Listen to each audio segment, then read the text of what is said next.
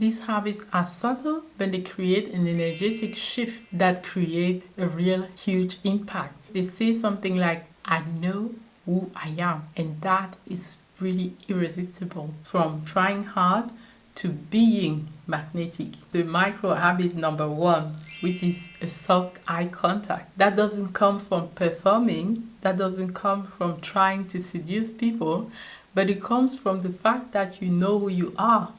And because you know who you are just gazing at people just from your soul, right? Hi, beautiful soul. Will you say that attraction is about the way you look? I believe that true magnetism lives in the tiniest details. You know, in my 20s, there was a time when I felt like I was not attracting the type of person that I wanted. Like I will wear a very beautiful outfit and maybe it's a homeless person who will be like, whoo, and I'll be like, really?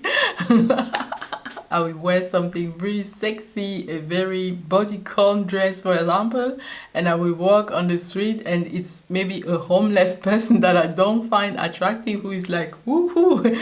And I was like, why in the world are the people that I'm attracted to not attracted back to me, but the homeless people are? What is going on? I don't know if my energy at the time was the energy of a homeless person. Because they say that you attract your match, right? I didn't understand that. But the thing is, I wasn't connected to my body. I didn't feel at ease in those outfits. It was like me trying to be sexy, me trying to get out of my comfort zone, because the way I grew up, sexy was not alone. You cover yourself to be respectable. So when I had my liberty as someone who can live on her own, I decided, okay, I want to let my sexy self out, and that meant for me trying stuff that I wouldn't be allowed to wear at home. But that's the thing, feminine attraction doesn't come from force, it comes from embodiment. Meaning that you feel at ease in your body first, you feel that confidence in who you are from within first, and then you wear what works with that. A soft eye contact comes from the fact that you know who you are. And because you look from your soul, you are not afraid. You have embraced who you are. You can have that gaze with people as well. It is soft. It is like, I love myself, I accept myself. And that's why I love you and I accept you. Even when people try to have an intimidating eye contact with you, eye contact with softness is not about staring at someone. It's not about trying to prove anything. And it's just about allowing yourself to be seen. You have embraced who you are at a deep level within every part of yourself. Your light, your shadow. And therefore, you can see other people also for who they are, their light, their shadow, without judgment. And that's where your soft eye gaze comes from. It's like you are looking somebody in the eyes without shrinking, but also without hardening. Because you shrink when you think, oh, they are better than me. Or you become hard because you think that you have to protect yourself. So instead, this is more presence. You are present. It's like you are saying, I am here. I see you, and I'm okay with being seen as well. I feel safe to be seen as well. The feminine aspect behind this is trust, it's radiance, and it's receptivity. When I started doing this, even briefly, I noticed strangers smiling back. The men lean in, the women soften around me. And it's like I became a human sunshine. And it's about loving yourself first, exactly the way you are. And allowing people to be loved also exactly for who they are. Alright, moving on to habit number 2, which is to pause before you respond. I used to feel uncomfortable in conversation and want to fill every silence.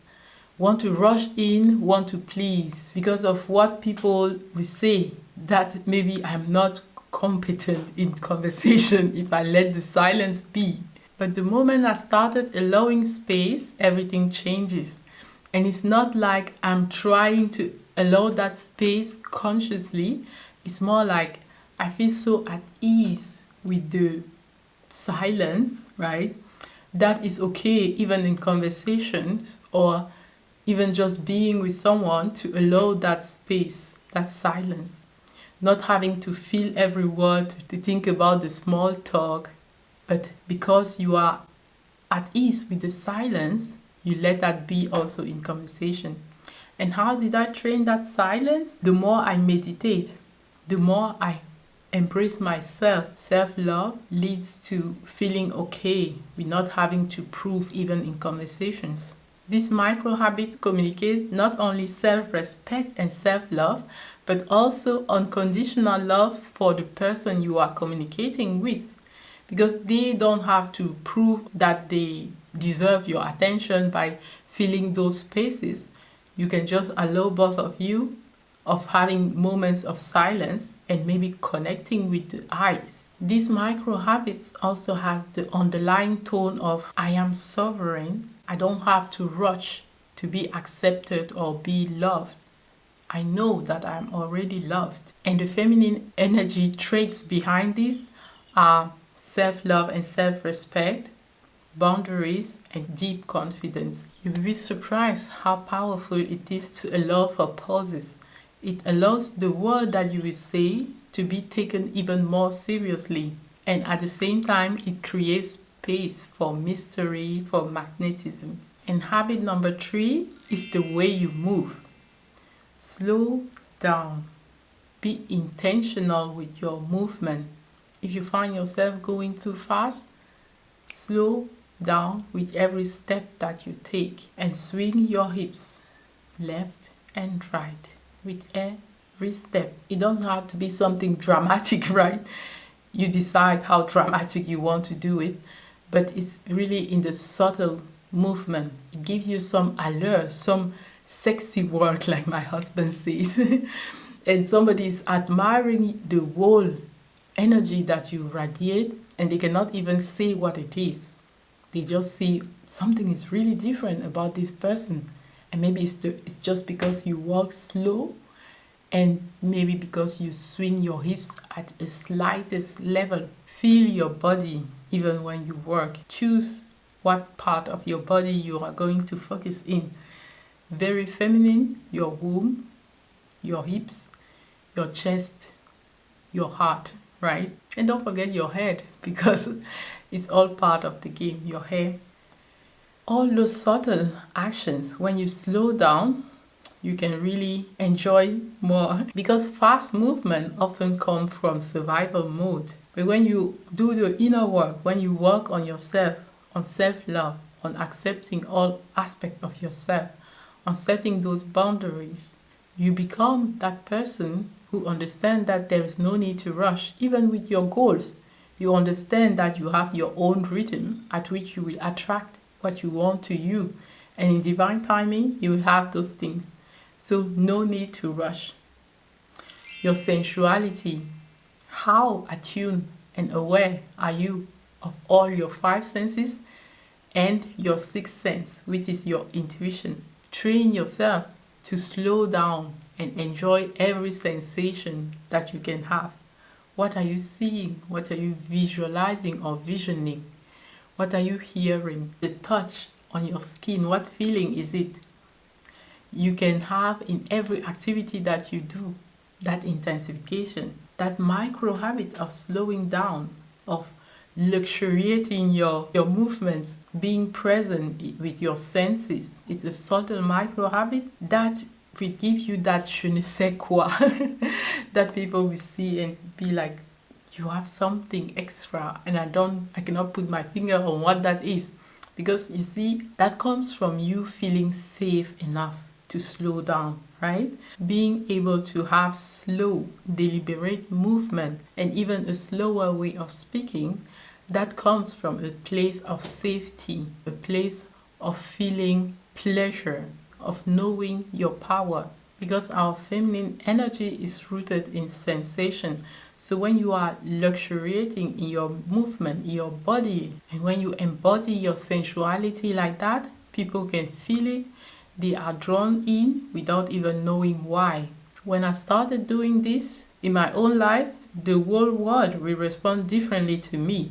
Now, when I wear something beautiful, sexy, let's say, and I go out, it's not anymore the homeless people who are like, wow, but it's really people that at some point I wouldn't even think that I match with them, right?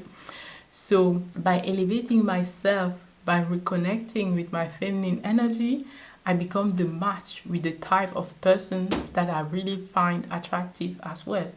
This is how I could meet my husband, and this is how even now when I enter a room, people turn and look at me. And not because of what I'm wearing, but because of my energy and because of how I move. All three of these habits are so powerful because they are embodied feminine energy. They represent presence, sovereignty, and sensuality. Those micro habits aren't the loudest one, right? But they are unforgettable. They make you so magnetic. When you think about presence, about sovereignty, about sensuality, it's not about performing, but it's about being, right? Letting your essence be unapologetically and fully.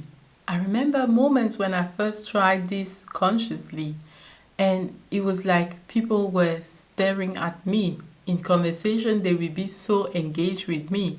And not only that, I myself will be looking in the mirror and smiling at the person I was becoming. These are just a few micro habits that change everything. And if you want to go even deeper and access that radiant, confident, magnetic version of yourself, then I invite you to join Divine Feminine Glow Up. In Divine Feminine Glow Up, we go even deeper into embodiment, raw and deep confidence, and sensuality in order to have that soft feminine power. And remember, you are already magnetic, so these micro habits just help you to turn the volume up. I cannot wait to see you in the next video. Love you.